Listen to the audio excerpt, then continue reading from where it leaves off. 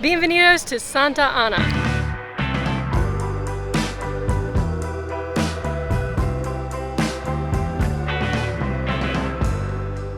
Yeah guys, we are basing ourselves here in Western El Salvador for a while. This region is sort of known for its coffee production. It's got a lot of lakes, volcanoes, lots to do in this area, a lot of colonial towns to visit. So far, we absolutely are loving Santa Ana. It's a beautiful city, second largest in all of El Salvador, and there's plenty to do in this area, so this is gonna be sort of our base. But first, we're gonna grab a quick bite to eat, and then we're gonna take you along with us.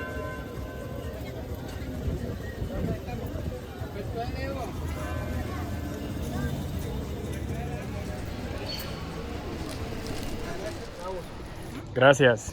No? Un poco para mí. Okay. It's a hot dog, see? Ah, bueno. Yeah.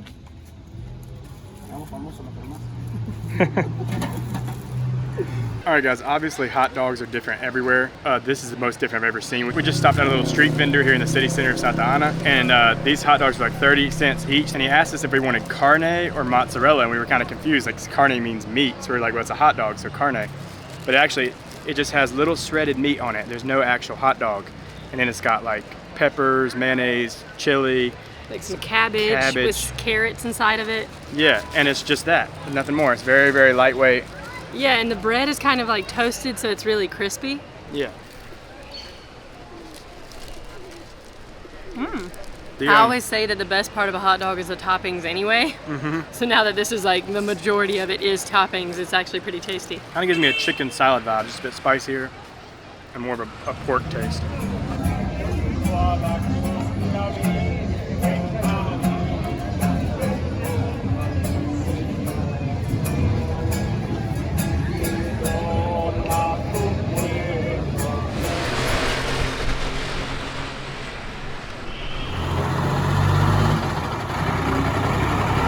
All right guys, we're grabbing some more food, and there's a ton of street stalls right here on the road. Where you can get some really inexpensive food here in the city center.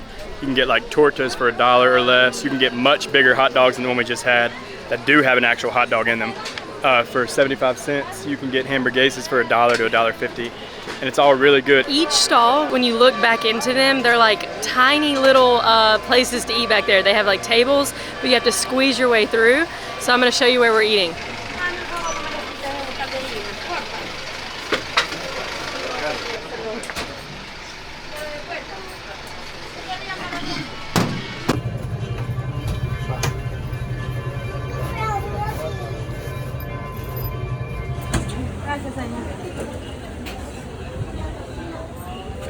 Muchas gracias. ¿Sí metido para adentro? Ay, para disculpar.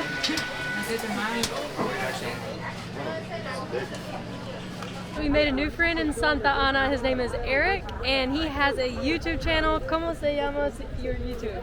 My YouTube channel is El Menino Rick.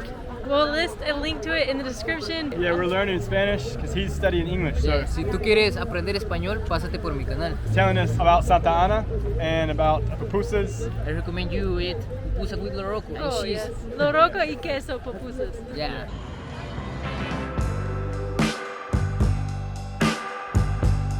In a lot of Latin American countries, it's really cool, something I love. You'll hear a lot of people say buen provecho or just simply provecho. And basically that just means like bon appetit. It's the same thing as bon appetit, like enjoy your meal, digest it well. And it's very, very common here. You'll hear it in Mexico and other Latin American countries as well. But everyone, just when they walk past your table, when they're leaving, when they walk past you and you're eating at the park, they'll just, you know, address the fact that you're eating and just say that. Speaking of that kind of thing, it's interesting, like depending on where you're at in Spanish-speaking countries or even Latin American countries, the slang can be so different. Like in Mexico, we were super used to saying hasta luego when we're saying goodbye to someone. It means like see you later.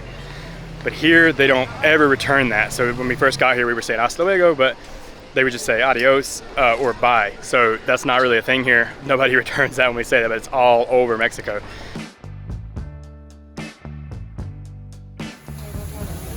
You can see it's a joke very hard Yeah. and very happy.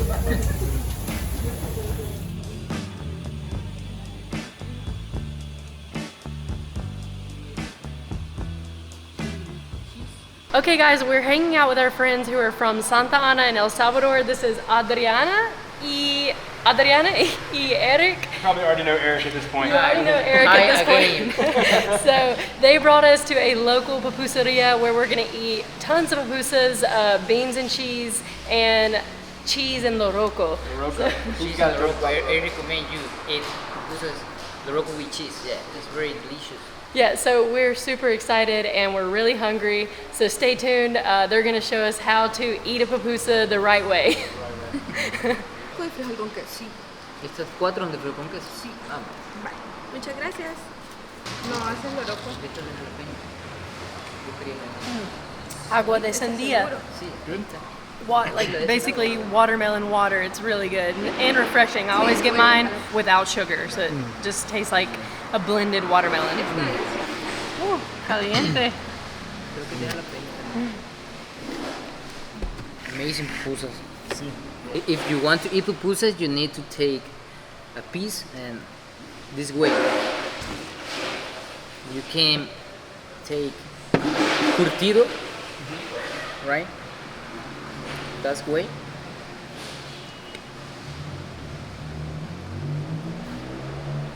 You never use fork. No forks. Only with your hands. Okay? Enjoy. Bueno, esta es una pupusa de frijol con queso. Y usamos las manos para comerla. No tenedores, no cucharas. Llenamos la pupusa de salsa. También puede ser curtido. Y a la boca. Is it hot? Yeah, it's pretty hot, but It's sauce. I think like after 1 or 2 weeks here, you kind of get used to it. So it's Yeah, amazing. Congratulations. Salsa. How many pupusas do you think you eat in a week? In a week. Maybe around 7 or 8. You've been eating pupusas your whole life? Since you were a child? Yeah. Nice. The best. When I was a child, I used to eat pupusa with my friends on the street together. So by this point, I know that we've already mentioned that Santa Ana is El Salvador's second largest city, which is why we decided to base ourselves right in Centro in order to explore Western El Salvador, because not only do you have all of the, big city conveniences like shopping, meeting up with people, but most importantly, you have all of the bus terminals that can take you outside of the city on any day trip that you could possibly want to go on. One of our favorites was Cerro Verde National Park.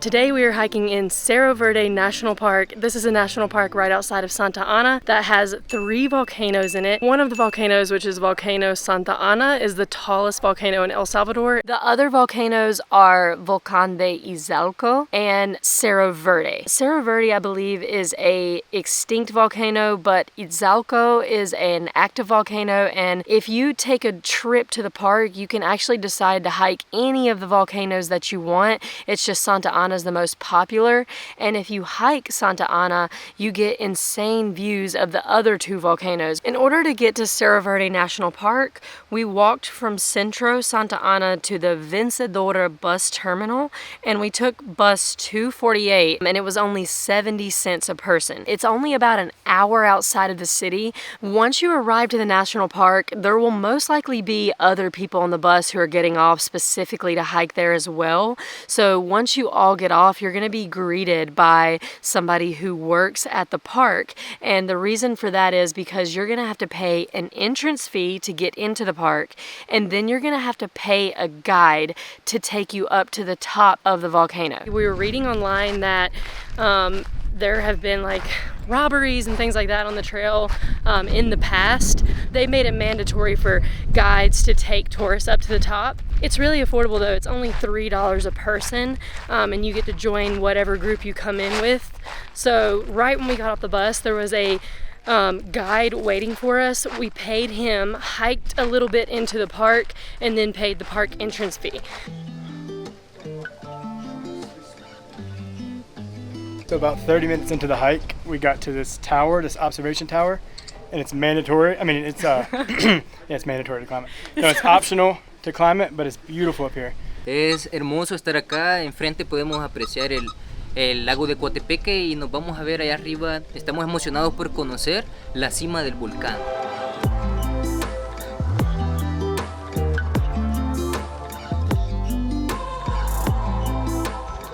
Sí. Mango, por favor. Coco para mí.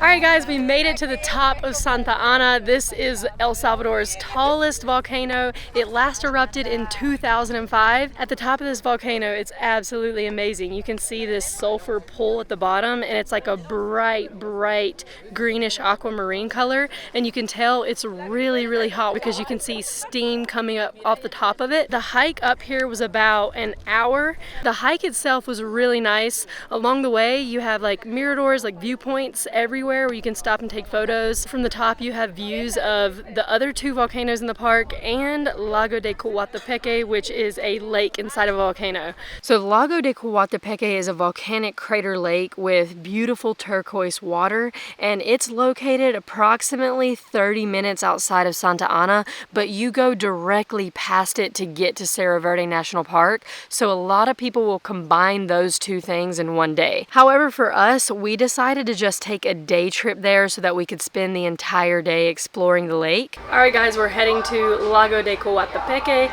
and in order to do that, you need to catch one of the school buses that's either 220 or 242. We haven't paid yet. We just hopped on, and the bus is pretty empty, so we're probably going to be waiting here a while. And if you want to come grab this bus, you need to head to the bus terminal in town.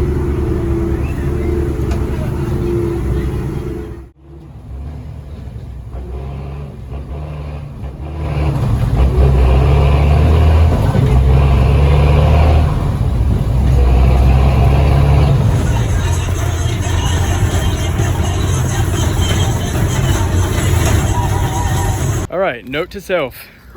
If the driver of the bus is young, nothing against young drivers, but if he's young and blaring crazy music, do not get on the bus because you're about to be on a roller coaster ride. Unless you want that, because that was one of the craziest rides. That was insane. Oh my God. Bobbing up and down. Yeah, Going so fast. the poles in the middle of the bus, like they're bolted down, but they're just shaking up and down.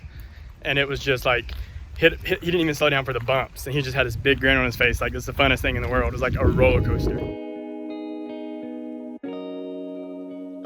The neighborhoods and like the little roads that kind of go around the lake here are really, really beautiful. It's very quiet, it's not overdeveloped. And then you have like restaurants and hotels and different lake accesses as you walk around. But just walking on this road beside the lake, we can't really see it right now because of the properties, but you really kind of get a grasp of just how huge the lake is, because it takes quite a while to just make any headway on walking around it.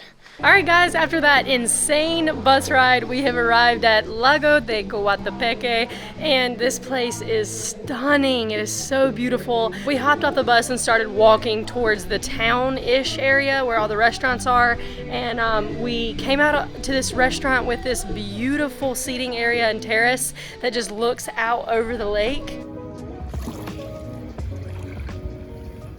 A lot of places have like a platform where they specifically advertise that you can swim at their establishment. A lot of the things to do are like kayaking, paddleboarding, taking boat tours. There's also, like, I'm looking directly at an island that's in the lake, and you can go to that island. I'm not sure if they do, if you have to like kayak there or if they give you like private boat tours, but I did read that like there used to be a public ferry service that isn't running anymore. So if you want to get out and explore the island, I think you have to find your own way out there or find somebody who will take you out there. And I just saw some jet skis go by, and that's another thing you can do here is rent jet skis. A lot of people actually come out here and stay, so there's like hostels and hotels and things like that, but for a beautiful day trip, it's definitely worth it. So just a side note, if you're gonna head to Lago de Coatepeque for the day, the last bus to Santa Ana from Lago de Coatepeque leaves at 4 p.m. We didn't know this, so we actually missed it. Basically, you want to get down to like the main road that circles the lake, and the buses will run, but they only run until around 4 p.m. And after that, you have to take like what they call an Uber, but it's not really an Uber. It's just like someone local with a car that drives people to the city of Congo, which is like 15 minutes away from the lake, and those buses will run later back into Santa Ana. So if you take the bus, just be aware of these little things, these little speed bumps you have to look out for.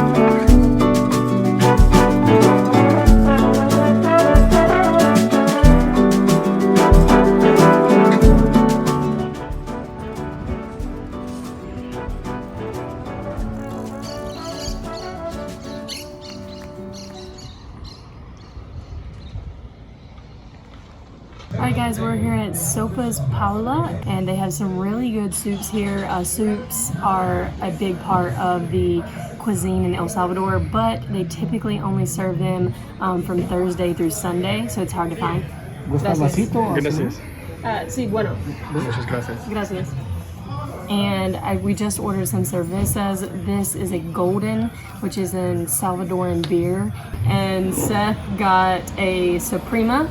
Suprema is more like the more luxury beer. It tastes similar to Heineken to me, just a little bit lighter and smoother.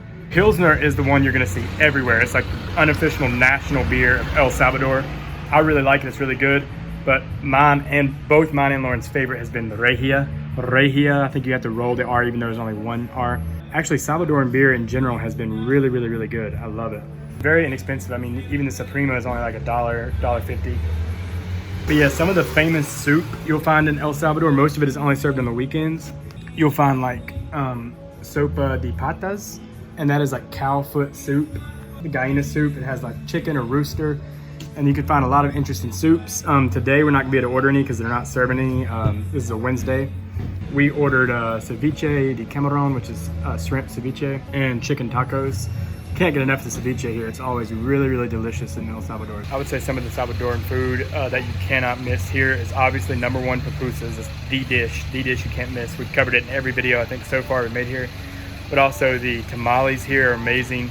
The Salvadoran enchiladas are some of my favorites ever. I think the ceviche is incredible here. And then of course the different famous soups, you gotta try those. You gotta try lots of the famous fruit here at the markets like jocotes. Yeah, I would definitely start out by trying all those things and then ask around and do some more research to find out what else to try. But one thing that's really blown me away here is the food scene. It's been absolutely incredible. What do you got, Lauren? All right, so I've got ceviche de camarón, and let's take a bite. Ceviche is always so refreshing, and when it's really hot here, like we were hoping to try soup today, but it's really hot, so ceviche is a much refreshing dish. Good? Surprising too, like Santa Ana, yes, it is the second largest city in El Salvador, but it's still not huge. But you can find a lot of diverse food here. Like we've seen Japanese food, lots of Italian food, Chinese food. Of course, there's plenty of Mexican restaurants, Brazilian food, things like that. So you can find quite a bit in the city. I really think it's a very livable city. Easy to find a lot of peace and quiet here in the city. The mountain views, the tourist attractions nearby, and the big city convenience that it offers.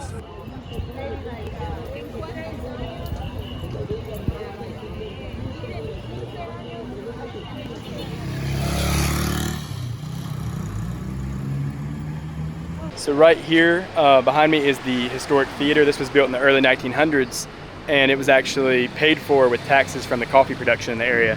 And they'll come out here, people from the theater will come out here to the square on the weekends, and they'll perform like performance arts and music, dancing, and things like that, and they're really, really good.